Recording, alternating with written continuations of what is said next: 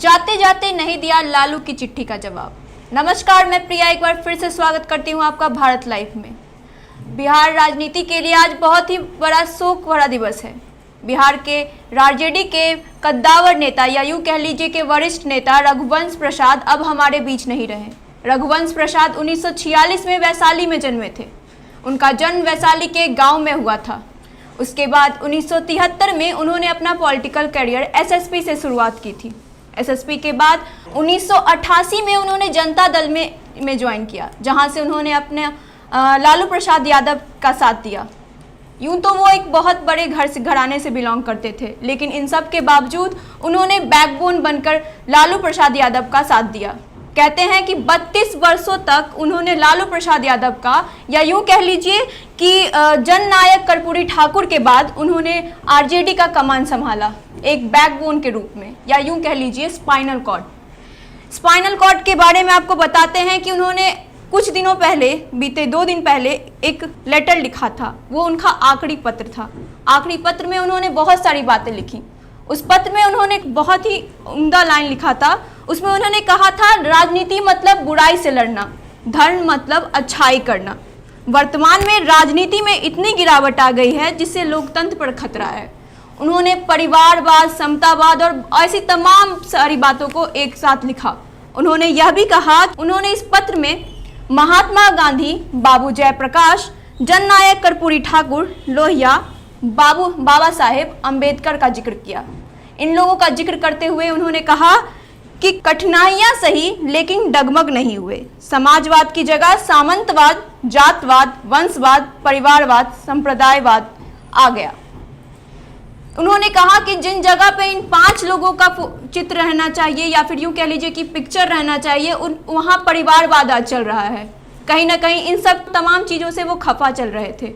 इसके बाद उन्होंने आरजेडी से रिजाइन तो लिया और लालू पर उन्होंने आरोप लगाया कि लालू प्रसाद यादव टिकट की खरीद बिक्री करते थे। उन्होंने यह भी कहा कि कहीं ना कहीं इस सब चीज़ों से लोकतंत्र पर खतरा है। उन्होंने अपने पत्र में लिखा, कुछ पार्टियां द्वारा सीटों की टिकट की खरीद बिक्री, वोटों की खरीद बिक्री से कार्यकर्ताओं की हकमारी हो रही है। इससे लोकतंत्र पर ही खतरा है, क्योंकि लोकतंत्र का मतलब वोट का राज, और वोट प्रणाली ही चौपट हो जाए तो लोकतंत्र कैसे बचेगा।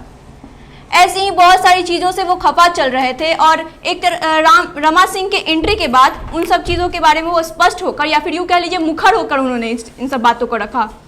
हालांकि लालू प्रसाद यादव ने पूरी कोशिश की कि वो उन्हें मना सके, लेकिन वो माने नहीं।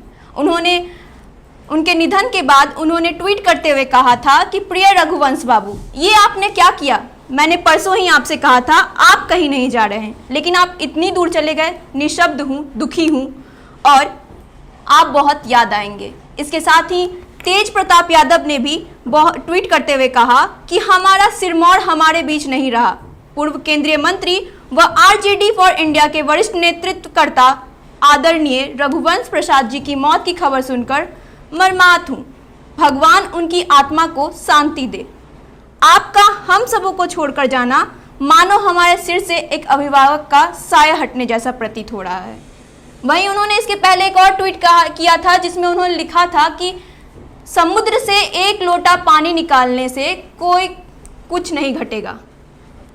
इसके बाद तेजस्वी यादव ने भी ट्वीट करते हुए शोक जताया। उन्होंने कहा, आदरणीय रघुवंश बाबू, अभी चंद दिन पहले तो एम्स में आपसे बात हुई थी। मेरे द्वारा जल्द स्वस्थ होने की बात कहने पर आपने कहा था जल्द बाहर आकर साथ में कड़ा संघर्ष करेंगे। पिताजी के जेल जाने के बाद आप चंद लोग ही तो ऊर्जा और प्रेरणा देते रहे। अचानक चले गए आप और मुझे लगभग अकेला कर गए। एक तरह से आरजेडी में शोक की लहर तो चल ही रही होगी। कहीं ना कहीं वरिष्ठ नेता और यूं कह लीजिए कि एक सर पर हाथ, जिनका जो कि इस चीज़ों में बहुत दिनों से हैं और उन्होंने आरजेडी का भरपूर समर्थन किया। वो पॉलिटिक्स में फ्रंट पेज पर भी आ सकते, लेकिन उन्होंने बैकबोन बनकर सहारा बनने का चूज़ किया। तो ऐसे ही हम तमाम अपडेट आपके सामने लाते रहेंगे। तब तक के लिए हमें दीजिए इजाज़त। धन्यवाद। बढ़ाएं अपना कदम सक्सेस की ओर शिखर करियर इंस्टीट्यूट के साथ। शिखर करियर इंस्टीट्यूट पूर्वी भारत में एकमात्र कोचिंग संस्थान जो एक्सक्लूसिवली है मेडिकल एंट्रेंस एग्जाम के लिए।